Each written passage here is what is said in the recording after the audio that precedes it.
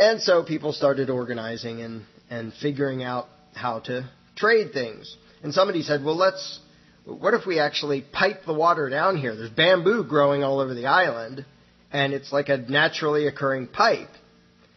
And other people said, well, it's going to take ages. It sounds like it's a mile or so away. It's going to take ages to pipe it here. We need to get it faster than that. So people were working on that and discussing how to best do that. And once again, the whiny lady chimed up and said, I have a right to food and water. These are necessities of life. These are human rights. I have a right to them. And the people who had gone off to find the water said, well, it's a mile up the hill. You can walk there and get water. And she said, no, I have a right to it here. Somebody should bring it to me. And they asked, well, if somebody should bring it to you, how come you're not the one who should bring it to you? Why should somebody else have to bring you water? Like, if you have a right to it, doesn't the other person have a right to not have to serve you? But anyway, just if you'll shut up, we'll bring a half a coconut of water. We'll be back in a while, and we'll see if we can find more coconuts or something to do about the water. So different people are still breaking into groups and figuring out how to do things. And some people are talking about building a bonfire to put up a smoke signal to see if anybody notices it and things like that.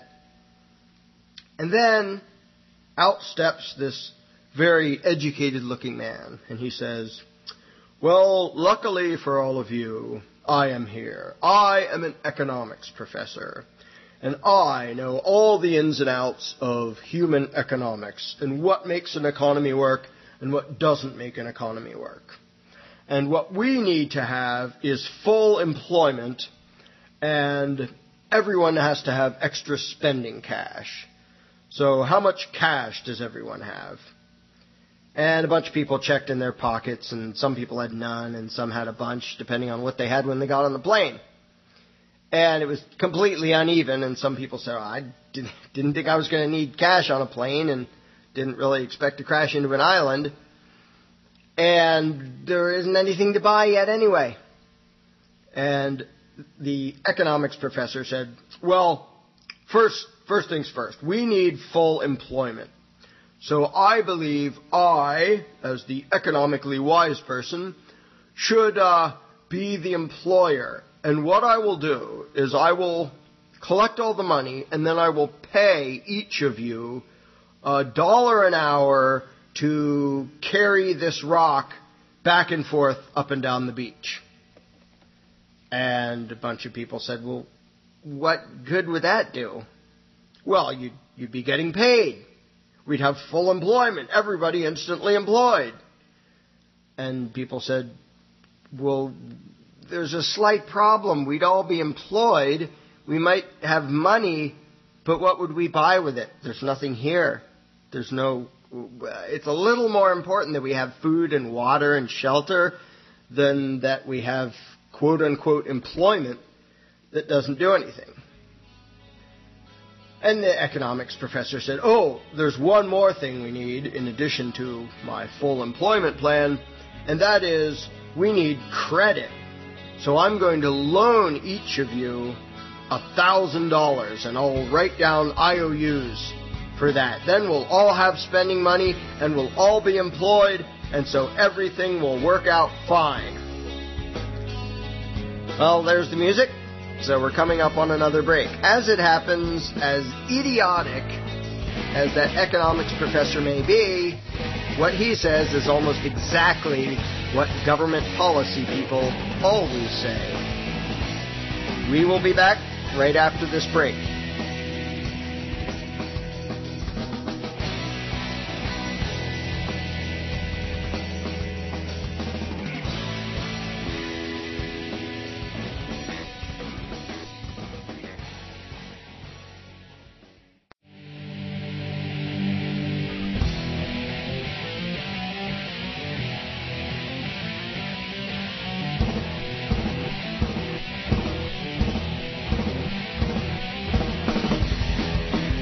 Welcome back to Outside the Cage. I'm your host, Larken Rose. And we were just in the middle of a story about how you and 100 other people were crash landed onto a desert island and were trying to start some semblance of civilization there, at least to stay alive long enough till somebody could find you. And along comes the economic professor who says that what you need is full employment, so he wants to pay people to carry rocks up and down the beach, and extra spending money. So he wants to write IOUs and loan everybody there $1,000. Now, of course, it quickly occurs to people that money doesn't do any good if there's nothing to buy, and you're on a desert island and there's nothing to buy. And being employed doesn't do any good, no matter how much you're paid, if there's nothing to buy, because nobody's actually producing anything, because you're all walking up and down the beach carrying rocks. Now, in that scenario, that is immediately obvious to everybody there. Nobody would think the economics professor was somebody they should listen to and put in charge of everything. And if he was a Keynesian economics professor, he might say, well, what we need is spending. So here's what we're going to do to make us all rich. We're all going to stand in a big circle, and then everybody pick up a rock. And the guy next to you, buy his rock for $1,000. So instantly you have $100,000 worth of spending in 5 minutes. And that'll make us all rich, right? Well, no. Of course, what happens is everybody hands their IOU to the guy next to them and hands their rock to the guy next to them. Nothing happened. Everybody has what they started with before. The spending literally did absolutely nothing. But this is what we're told in the media is the solution to these things. Well, we need more IOUs and more spending money, and as if that does anything. So back to the island. The politician guy comes out again. He's going to make his second pitch to be put in charge. And he says, I have an important announcement, and everybody should come listen to me. And he says, I'm the only one here with experience at governing people, so you should put me in charge, because imagine the chaos if each of you were just allowed to do whatever you want. You might just murder each other and steal from each other, and there would just be mayhem and death and destruction. So you have to put me in charge, and I will protect you. And we should all contribute to the common good. And a few people, the construction guy and the doctor, and them say, what are you talking about? We are contributing to the common good. I help people build huts. He helped fix the guy's broken leg, and people are working on getting water down here. What are you talking about? What's the problem? Why is that not helping the common good? And so the politician guy says, well, when I mean contribute to the public funds, which I will be in charge of. And they say, I'm not really sure what you're talking about. Are you saying that we should all give you our money? Yes, so that I may manage the resources of this island more fairly and equitably, and see to it that the common good is served, and And the construction guy said, it sounds a whole lot like you're fishing for an excuse to not have to do anything useful yourself and just take what we produce. And the politician guy hemmed and hawed and said, well, if nobody's in charge, there's going to be chaos and mayhem and death and murder and mayhem. And so people are saying, well, we're doing pretty good right now. All things considered, considering the fact that we just crashed here and we don't really know what's going on. We got shelters working. We found a water source. We found some food. We haven't found any meat yet, but we got bananas and a few vegetables. And so I don't really know what you, the politician, think you can add to this equation.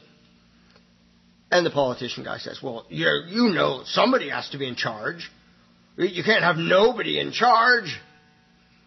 And the people all look around at each other and say, well, actually, we've been doing pretty good with nobody in charge. Well, you're each going to look out for your own interests. And the construction guy said, well, yeah, but that works. I looked out for my own interest by making a deal with the guy that if he'll help me build a hut, I'll help him build a hut. We both benefited. It worked just fine. We don't know why we would need you in the situation. What would you add? Do you know how to build a hut?